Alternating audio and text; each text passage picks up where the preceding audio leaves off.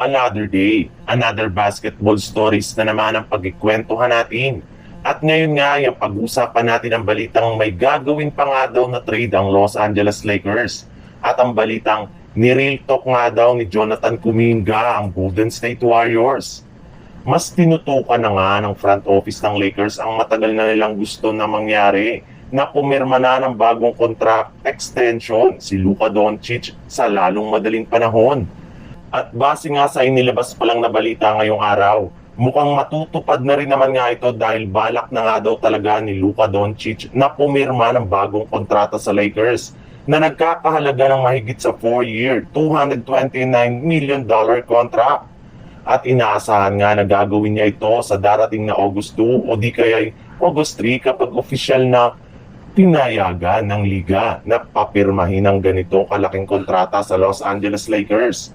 Inamin na rin naman nga ni Luka Doncic na gusto niyang manatili sa lineup ng Lakers ng matagal at makagawa dito ng legacy bilang isang player na makapagdala ng kampyonato sa isang historic na prangkisa.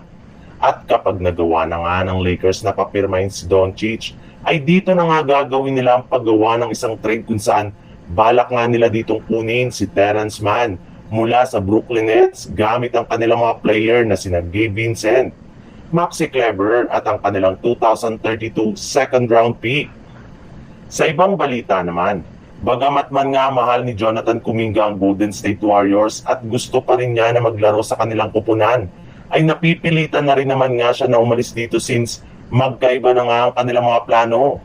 Sa katunayan, hindi na nga daw po sinusunod pa ng front office at ng kanilang coaching staff ang kanyang mga hinihiling.